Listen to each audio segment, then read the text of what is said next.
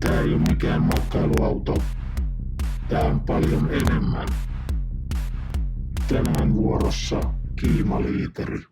Tänään on uuden Kiimaliiteri jakson vuoro ja tuolta löytyy Open ja Sallan Sitikka Pösli. Matkailuauto, mutta mitä muuta Pösli on? Täällä paidaton mies työn touhussa pistämässä paikat kuntoon. Pitää tiskaa ennen kuin tulee vieraat. No mä olin äsken toimistolla ja tulin kotiin. Koska sä oot mies, niin sä voit kertoa nämä faktat. Niin mun pitäisi tietää se. Mun miehisyyden viimeinen linnake murtuu tähän. Niin tää auto. Niin. Tää on tämmönen Citroen Jumperi runkoa tehty pössili. 2009 auto. Joku 2,2 litrainen diiseli. 6 metriä pitkä, 2,6 korkea. Mitäs muuta? 150 tonnia oli ajettu silloin kun me ostettiin tätä, 159. Ja nyt on joku 190 melkein ajettu. 37 tonnia makso haettiin Pro Caravanista. Siitä 25 tonnia oli korotonta Pro Caravan diilillä saatua rahoitusta Nordeasta. Eli oikeesti tää maksoi siis 12 tonnia tää auto. Koska jos se on koroton, niin se on ilmasta rahaa. Se on niinku itse asiassa laittaisi pankkiin vaan. Joo. Ja ihan käytännössäkin. Käytännössä. Niin kuin laittaisi pankkiin rahaa. Niin käytännössäkin sitä laitetaan koko ajan pankkiin sitä rahaa, se on ihan totta joo. Kyllä. Mikä sai teet hommaa Kiimaliiteri? No me oltiin pitkään vuokrattu tämmösiä. Ja koska harrastukset on mitä on, eli pitää reissata, niin tää on kyllä ylivoimaisesti paras tapa reissata. Kiipeilyä ja vapaa-laskua ja kaikkia erilaisia mahdollisia vuoriharrastuksia pääasiassa. Erilaista kiipeilyä ja vapaa-laskua. Kuinka paljon tulee vuodessa reissattua tällä vankkurilla?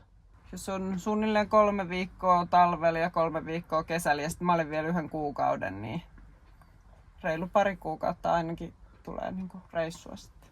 Niin, no riippuu minkä laskee reissuksi. Nyt me ollaan oltu vapusta asti reissus.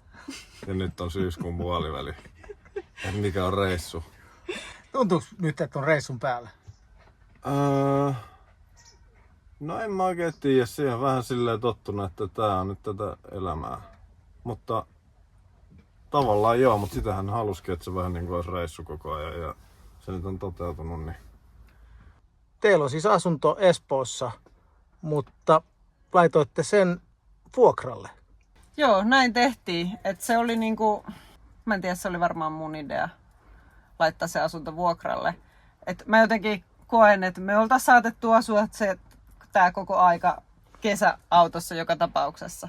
Mutta että sitten ehkä mä koen, että voi sanoa konkreettisesti muuttaneensa autoon, jos laittaa asunnon vuokralle niin, että sitä asuntoa ei edes ole itsellä käytettävissä. Mulle se on ehkä myös semmoista, kun on sellaisia pakofantasioita tai pakofantasia tästä yhteiskunnasta, niin kuin päästä mahdollisimman etäälle tästä niin kuin arkitodellisuudesta, mitä täällä yhteiskunnassa tapahtuu, niin tää on semmoista asteittaista siirtymistä kohti sitä pakofantasian toteuttamista.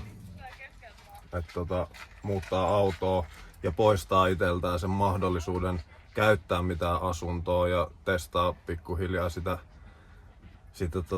miten se voisi sen pakofantasian toteuttaa, mihin sitten tietenkin liittyy oma semmonen pelko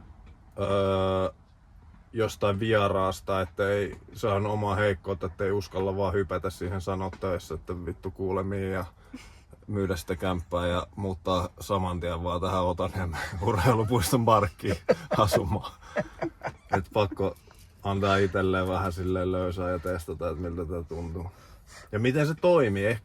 Kyllä se varmaan niinku tietäisi jo, että miltä se tuntuu se niinku vapaus, koska sitä niinku havittelee, mutta onko se toteutettavissa oikeasti niin kuin kuvittelee? Ootko päässyt vapauden tunteeseen tässä? Tai ootteko te päässyt molemmat? Kyllä mä oon ainakin päässyt tosi paljon sitä kohti, mitä niinku haluais mennä. On tää auto niinku tarjonnut sen mahdollisuuden. On paljon parempi olla. Tämmönen autos asuminen, niin sehän vaatii, että molemmilla on edes jollain tasolla samanlainen ajatus siitä niin kuin asumisesta ja olemisesta. Teillä ilmeisesti tämä yhteiselo sujuu aika mukavasti.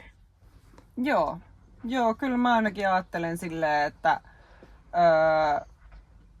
moni varmaan just ajattelee, että pienet neliöt ja näin on ahdistavaa, mutta no me ollaan reissattu talvellakin. Siinä saattaa pienet neliöt tulla vastaan, mutta ei kesällä tuu samalla tavalla. Sä voit olla niin paljon ulkona, me molemmat tykätään olla ulkona, niin oikeastaan on vaan, niin se vapauden kokemus on ollut kyllä mahtava, koska on tullut oltua niin paljon ulkona. Ja sitten jos on, niin kun me molemmat käydään ihan päivät töissä niin 100%, niin jos on jotain sellaisia asioita, että toisen pitää, on jotain sellaista, että tarvii rauhaa tai omaa tilaa, niin sitten aina voi mennä johonkin toimistolle tai johonkin muualle, että sitä pystyy silleen niin kuin vuorottelemaan. Niin mä en ole kokenut sitä minkäänlaisena ongelmana, että olisi ahdasta tai vaikeaa tulla toimeen. Et meillä on varmaan vaan niin samanlainen ajatusmaailma ja molemmat niin kuin nauttii siitä elämästä. Silleen vähän ei tarvitse suunnitella asioita ja voi olla ulkona. Mites tommonen niinku friikkiys? Kummeksutaanko tätä tapaa olla? Joo, kyllä ihmiset kummeksuu. Vaikka mä koen, että vaikka mun omat työkaverit, ei ne ainakaan suoraan ole kehdannut sanoa, että kyllä te olette tosi outoja, mutta ei siellä kukaan muu samalla lailla tee. Että kyllä se on vähän sellaista, että ahaa, okei. Mutta kyllä mä oon kertonut isoillekin johtajille, että mä oon asunut nyt autossa ja kyllä yleensä se vastaanotto on, että okei, mielenkiintoista. Se on semmoinen poliittinen vastaus siihen, mutta että sit ehkä niinku, kun sä oot autolla jossain parkissa tai näin, niin siinä on sit ehkä tullut niitä huonoja kokemuksia, että ihmiset niinku ajattelee, että sä oot jotenkin vaarallinen tai en mä tiedä, mutta ei ole niinku sellaista luottamusta, että sulla täytyy olla joku niinku tosi huonosti, jos sä haluat asua autossa.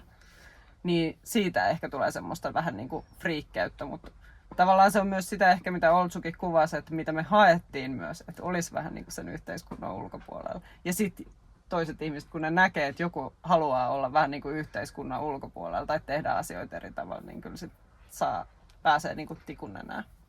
Ja onhan se niinku esimerkin näyttämistä myös, että näin voi elää. Ja se on niinku silleen itse kokee sen aika palkitsevana silleen, että voi näyttää muille, että ei ole pakko elää niiden normien mukaan. Ja mulla on kyllä ollut aika positiivinen kokemus mun niinku työyhteisön suunnalta siihen, että mä asun autossa, vaikka mä oon viranomainen. Ja mun kiinnostaisi tietää, onko yhtäkään muuta viranomaista Suomessa, joka asuu autossa. Ja mä teen ministeriöiden kanssa hommia, sisäministeriö ja tälleen. Ja mä oon kaikille ihan suoraan kertonut, että mä asun nyt autossa. Ja ne on niinku aika hyvin ottanut sen vastaan. Muutamat ensimmäiset kerrat, kun oltiin duunipaikan pihassa yötä, silleen kun mun piti mennä seuraavana aamuna toimistolle, niin sit aamulla 8 joku duunikaveri, joka on jossain turvallisuusorganisaatiossa, niin tulee koputtaa ovelle, että mikä helvetin hippi täällä on niinku parkissa, että ei sun kuulu olla täällä, mutta sit kun siitä heränneenä menee boksereissa avaamaan oveen ja ne tajuu, että me ollaankin samassa firmassa duunissa, sit ai anteeksi, kyllä totta kai sä saat täällä nukkua, ei tässä mitään. Et kyllä siellä saa nukkua, jos haluaa. Kun tässä on nyt neliöt on pienet, mutta tila kuitenkin riittää elämiseen. Niin mitä te ajattelette tästä tämmöisestä, että en tiedä onko se yleisesti vallitseva ajatusmalli, mutta kuitenkin aika moni kaipaa liikaa neliöitä. Et mitä isompi talo, niin sen jollain tavalla parempi elämä. Joo, siis mun mielestä ainakin se on niinku ihan sairas se kuluttaminen. Että siis ihmisillehän myydään kamaa kaikkea turhaa, mitä ne ei tarvii. Ja sit niiden pitää ostaa isompi kämppä, kun se kama ei mahu mihinkään. Ja sit se taas täytetään sillä kamalla. Ja sit pitää taas ostaa isompi kämppä, että se kaikki turha tavara mahtuu sinne. Et niin, siis vastaus kysymykseen aivan vitun sairasta. Niinku, ja tässä autoelämässä mulle on tosi niinku palkitsevaa se yksinkertaisuus ja askeettisuus. Tiedätkö että mulla on niinku 2 kalsarit, yksin mä käytän päivällä, niihin mä hikoilen ja sit mulla on 2 puhtaat, missä mä nukun. Ne on Merinovillaa molemmat, ei haise kauhean nopeasti, kerran kuukaudessa pesee. Aika jees. Ja sit nytkin mulla on tuolla muutamia vaatekertoja, niinku teepaitoja ja kaikkia, mutta oikeastaan mä käytän niistä 1 tai 2. Ei sitten niinku oikeasti sitä tavaraa tarvii niin paljon. Et kannattaa niinku testata kuinka pienellä pärjää. Ei tarvii omistaa niin paljon kaikkea. Niin, siis kyllähän jonkun verran puhutaan vaikka siitä tavaratyöstä, että mitä se teettää, kun sä omistat hirveästi asioita. Ja mä koen kans, että se on kyllä aika semmoinen asia, mikä on tosi vaikea selittää ihmisille, että miksi se on ihanaa, kun sä omistat vaan sen verran, mikä on niinku riittävästi. Ja tässä autossahan mä koen, niinku, että tässä on kaikki oikeastaan aika luksusta. Että täällähän on kaikki, niinku, meillä on memory foam patja ja kaikkea, että ei tää ole mitään telttailua tai ei tää ole mitään retkeilyä. Että tää on ihan niinku oikeata asumista. Meillä on vessa ja meillä on keittiö ja kaikki, mitä tarvii. Ja mulla on just niin paljon vaatteita kuin mä tarvin, mutta ei mulla ole mitään ylimääräisiä vaatteita. Ja samalla lailla meillä mahtuu harrastuskamat ja kaikki mukaan, mutta ei tule mitään ylimääräistä. Sitten tavallaan kaikki siivoaminen ja kaikki on paljon helpompaa, koska sun pitää koko ajan pitää ne tavarat oikeissa paikoissa, jolloin oikeastaan sitä semmoista erilaista tavaroiden selvittelyä tai siivoamista tai kaikkea muuta on paljon vähemmän, koska niitä pitää koko ajan vähän niin kuin pitää järjestyksessä, koska ne neliöt on niin kuin rajalliset. Onko tilan kanssa tullut missään vaiheessa ahdasta? Niin, ei mun mielestä ole kyllä tullut. Oltsu on ehkä enemmän sellainen, että se kaipaa enemmän omaa rauhaa, mutta sitten me myös yritetään tehdä sitä silleen, että mä teen jotain. Mä voin lähteä johonkin, mä voin lähteä lenkille, mä voin lähteä kiipeämään jonkun kanssa tai näkee jotakuta tai mennä toimistolle ja sit Oltsu saa olla täällä yksin rauhassa. Niin tavallaan ei se ole. Ainoa ehkä mikä meillä on vähän vaikea on toi unirytmi-asia, että Oltsu niin nukkuu aamuisin tosi pitkään ja mun täytyy aloittaa työt yleensä aika aikaisin, niin mä aina menen sit johonkin pihalle istuskelemaan. Et jos aina satais hirveästi, niin sit se olisi varmaan haastavampaa. Mitenkä toi kesä, tai no talvi lähetelee tässä näin pikkuhiljaa, talvi tekee tuloaan, vaikkei se tuolla ulkona oikein tunnukaan, niin onko nyt niin, että tämän kuun lopussa teiltä lähtee vuokralainen teidän asunnosta, muutatteko te takaisin 4 seinän sisään tai kiinteeseen? Joo, kyllä vuokralainen lähtee menemään ja meillä on ainakin mahdollisuus mennä taloon.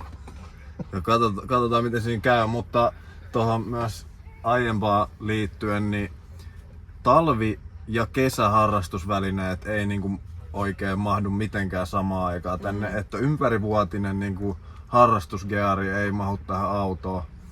Että se esimerkiksi pitää nyt niinku mennä vaihtamaan ja sitten vähän eristyksiä muuttaa autoa nyt kun tulee se mahdollisuus päästä sinne taloon, jossa ne muut vehkeet on.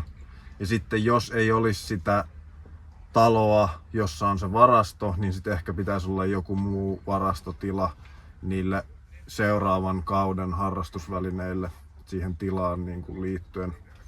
Eli ihan yksistään tällaisenaan ei riittäisi ympärivuotiseen olemiseen. Ainakaan tällä hetkellä. Näillä harrastuksilla, että jos haluaa näitä harrastuksia tehdä, niin ei. Toki vois luopua. Onhan me jo tähän mennessä luopunut tosi monista mun harrastuksista sen takia, että mä voin niinku käyttää enemmän aikaa niihin tiettyihin ja vähemmän kuluttaa niinku, energiaa ja varoja ja materiaaleja semmoisiin juttuihin, mitä mä en ehkä tee niin paljon. Sekin on niinku sitä luopumista. Voisi edelleen luopua, mutta nyt on niinku se hinkattu jo sen verran kapealle se harrastus ja semmosia, mitkä oikeasti on aika niin kuin intohimoharrastukset, ei niistä ehkä haluaisi luopua, niin tällä meiningillä ei ole mahdollista mahduttaa kaikkea tähän autoon.